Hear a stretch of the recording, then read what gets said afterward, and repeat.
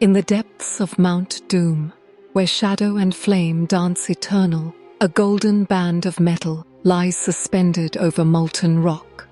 For a heartbeat that stretches across eternity, the fate of all Middle-earth hangs in the balance. The ring-bearer stands at the precipice, his hand trembling, his will failing. But what if, in that crucial moment, darkness had triumphed? What if the ring had not fallen into the fire, but had instead found its way back to the hand that forged it in malice and hate?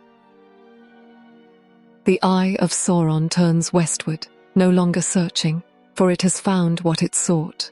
Across the ash-choked plains of Mordor, through the Black Gate, and beyond the borders of shadow, that terrible gaze pierces the very heart of hope itself. The lidless eye beholds not defeat, but victory absolute. The One Ring has returned to its master, and with it, the power to reshape the world according to a vision of perfect dominion. This is not merely a tale of conquest or the changing of kings. This is the story of how light itself could be extinguished from the world, how the music of creation could be drowned beneath a symphony of darkness. For when Sauron held the ring in the forging halls of Mount Doom long ago, he poured into it not just his power, but his very essence. To lose it was to become diminished, a shadow of his former might. But to reclaim it, that would be to become something far more terrible than he had ever been before. The moment the ring slides upon Sauron's finger, reality itself seems to shudder. In the letters that Tolkien penned to his readers, he made clear that Sauron, without the ring, was like a great tree with its roots severed, mighty still, but slowly dying. With the ring restored, those roots would not merely regrow, they would spread like a cancer beneath the foundations of the world. The Dark Lord's spirit, scattered and weakened by the ring's destruction, in ages past would flood back into a physical form more terrible than any the world had seen. Not the fair form of Anatar that once deceived the elven smiths, nor even the dreadful shape that Gil-galad and Elendil had faced upon the slopes of Mount Doom. This would be Sauron triumphant, his power not just restored, but magnified by centuries of hatred and the absolute certainty of victory. In the Sammath Naur, where the ring was forged in secret fire, the stones themselves would sing with malevolent joy. The fortress of Barad-dûr, that terrible tower which had stood empty as a monument to defeated ambition, would pulse with renewed life. Its foundations, built with the ring's power, would grow deeper, its spires stretch higher, until it dominated not just Mordor, but cast its shadow across all the lands of Middle-earth. But the ring's power was never merely about physical dominion. Tolkien understood that the greatest tyrannies are those that corrupt the soul, and with the ring restored, Sauron would wield a weapon against which no earthly armor could stand. Every ring of power ever forged would fall under his command, for they were all made according to his secret knowledge. The 7 given to the dwarf lords, the 9 that enslaved the kings of men, all would bend to his will as surely as iron to a magnet. The very air would become thick with his malice, and those who breathed it would find their thoughts turning dark. Hope would become a stranger to the hearts of the free peoples, replaced by a creeping despair that would make surrender seem not just inevitable, but desirable. The first to feel the weight of this new reality would be the great kingdoms of men. In Minas Tirith, the White City that had stood as a beacon of hope for 3 millennia, the Palantir would darken as Sauron's will pressed against the mind of Denethor. But this time, there would be no Gandalf to break the steward's despair, no Pippin to kindle hope in his heart. The last of the Seeing Stones would show only truth. Armies beyond counting marching from the Black Gate, the sky darkening as the very sun seemed to dim before Sauron's growing power. The great gates of Minas Tirith forged of steel and iron and reinforced with the skill of Gondor's greatest smiths, would not fall to ram and siege tower as they had in the War of the Ring. With the ring restored, Sauron would need no engines of war. His voice alone, amplified by the ring's power, would crack stone and shatter the will of defenders. The white tree, last symbol of the line of Isildur, would wither and die as shadow fell across the citadel. In Edoras, the great hall of the Rohirrim would echo with the sound of hoofbeats, but not of the cavalry riding to war. These would be the horses of Rohan fleeing in terror as their riders fell beneath the weight of despair. Theoden, even freed from Saruman's influence, would find his newfound courage crumbling as the ring's malice pressed against his mind. The riders of Rohan, for centuries the terror of Gondor's enemies, would scatter like leaves before a hurricane of darkness. The paths of the dead, where once Isildur's oath-breaking host had found redemption, would disgorge new horrors. For with the ring's power, Sauron could command not just the living, but the dead themselves. Every battlefield where blood had been spilled, every grave where heroes lay buried, would yield up its treasures to serve the Dark Lord's will. But the fall of kingdoms would be swift compared to the longer, more terrible process of their transformation. For Sauron was not content merely to conquer. He sought to corrupt, to turn the very symbols of light into instruments of darkness. Minas Tirith would not be destroyed but remade, its white stones blackened, its banners bearing not the white tree but the red eye. The great libraries of Gondor, repositories of lore and wisdom stretching back to the elder days, would be purged of all knowledge that spoke of hope or defiance, leaving only texts that praised the wisdom of submission. Yet even as the kingdoms of men crumbled, a more insidious corruption would spread through the halls of the wise. For the ring's return would spell doom not just for armies and fortresses, but for the very guardians of wisdom in Middle-earth. Gandalf the Grey, who had stood against the Balrog in the depths of Moria and emerged as Gandalf the White, would find his power suddenly constrained. The flame of Anor, which he bore as one of the Istari, would flicker and dim as Sauron's malice grew stronger. In Lothlorien, Galadriel would feel the weight of centuries pressing upon her immortal spirit. Nenya, the ring of water that she bore, had long protected her realm from the ravages of time. But with the one ring restored to Sauron's hand, her own ring would become a chain that bound her to his will. The Malorns would begin to yellow and shed their leaves out of season, and the mirror of Galadriel would show only images of despair and defeat. Elrond of Rivendell, keeper of Vilya, mightiest of the three rings, would face a choice that would break his heart. For 3,000 years, he had used his ring's power to preserve Imladris as a haven of peace and learning. Now, with that same ring turning against him, he would be forced to abandon the valley he had protected for so long.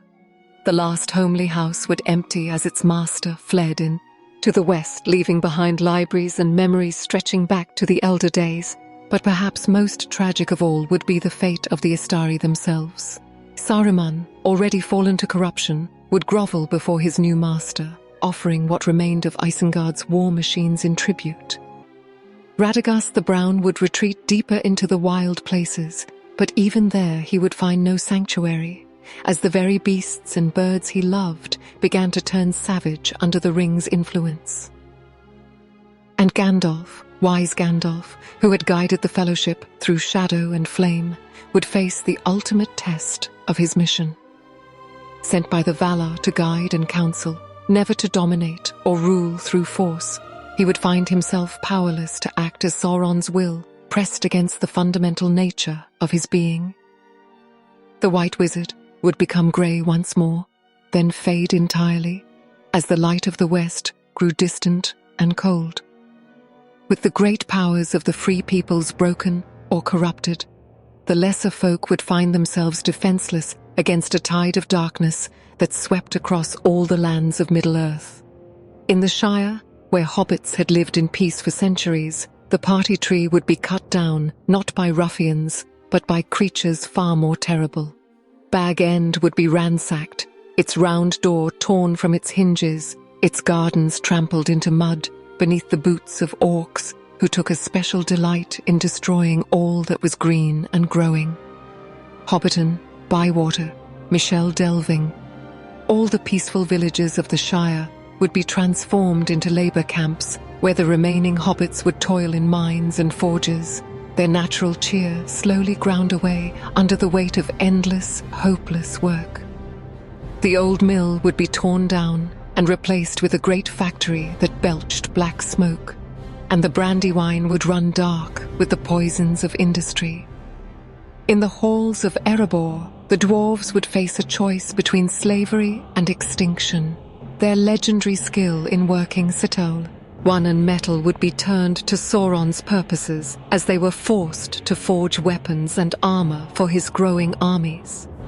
The lonely mountain would become a vast armory, its halls echoing not with songs of ancient glory, but with the hammering of enslaved craftsmen working day and night to feed the Dark Lord's war machine. The men of Dale and Esgaroth would fare no better. Their cities would be rebuilt according to Sauron's design, functional but joyless, with great chimneys belching smoke and ash into the sky. The children would be taken from their parents while young and educated in schools that taught only obedience and the worship of the Dark Lord. Art, music, and literature would be replaced with propaganda that praised the wisdom of surrender and the folly of hope. Even the wild places would not escape corruption. Fangorn Forest would begin to darken as the Ents fell into a deeper and deeper slumber, their thoughts turning inward as despair crept into their ancient hearts. Mirkwood, already shadowed by the necromancer's former presence, would become a place of absolute darkness, where no wholesome thing could grow. As the years passed under Sauron's dominion, some might wonder if any force in Middle-earth could rise to challenge the Dark Lord's absolute rule. With the ring restored and his power complete, could even the mightiest of the free peoples hope to stand against him? The answer, according to Tolkien's own writings, would be a resounding no. The Valar, those godlike beings who had shaped the world in its youth, had long ago withdrawn from direct intervention in the affairs of Middle-earth. After the destruction of Númenor and the changing of the world, they had sworn not to use their full power against the children of Ilúvatar again. Even faced with Sauron's complete triumph, they would not break that oath. The blue seas would remain untouched by our might, and no ship sailing from the Grey Havens would bring salvation from the undying lands. Some might place their hope in Eru Ilúvatar himself, the one who created all things and whose will ultimately guides the music of creation. But Tolkien made clear that the Creator works through his children, not in spite of them. The fate of Middle-earth had been placed in mortal hands, and if those hands failed, then the consequences would be theirs to bear. Even Tom Bombadil, that mysterious figure who seemed immune to the ring's power, would eventually succumb. For while Tom might be master of his own small domain, Sauron, with the ring restored, would have power enough to change the very nature of the world around him. The old forest might hold out for a time, but eventually even Tom would find his borders shrinking, his power waning, until he too became nothing more than a memory of better days. No alliance of the free peoples could hope to challenge such might. No army could march against Barad-dûr when its very commanders would be turned against their own troops by the ring's malevolent influence. No fortress could withstand a siege when its defenders found themselves questioning the very purpose of their resistance. The hopelessness would be complete and absolute, stretching from the Grey Havens in the west to the Sea of Rhûn in the east, from the Bay of Forochel in the north to the deserts of Far Harad in the south. Middle-earth would become a single, vast dominion where the only law was Sauron's will and the only truth was his word. And so we come to the final, most terrible truth of this dark vision. For Tolkien understood that the return of the ring to Sauron would represent more than military defeat or political subjugation. It would mark the beginning of what he called a second fall, a corruption so complete that it would fundamentally alter the nature of Middle-earth itself. In the professor's private letters and unpublished writings, he hinted at a cosmology where the world itself was meant to follow a path toward eventual renewal and healing. The dominion of men was to be a time of growth and learning, leading eventually to a new spring after a long winter. But Sauron's complete victory would shatter that destiny, creating instead a world trapped in perpetual autumn, growing ever darker and colder as the years passed. The very seasons would begin to fail as Sauron's malice seeped into the roots of the world. Spring would come later each year, if at all, and winter would linger longer and grow more bitter. The stars themselves would seem to dim as if the light of Arundel's ship could no longer pierce the darkness that shrouded the world below. This would not be merely an age of tyranny, but the slow dying of the world itself. For the ring was not just a tool of domination, but a cancer in the body of creation, and with it restored to full power, that cancer would spread until nothing wholesome could survive. The music of the Ainur, that great theme which shaped all things at the beginning of time, would be drowned beneath a discordant symphony of darkness and despair.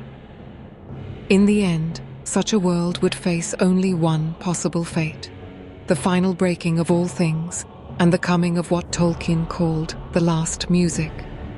Not the joyful renewal that was meant to follow the dominion of men, but a desperate, final intervention to save what little could be saved from the wreckage of a fallen creation.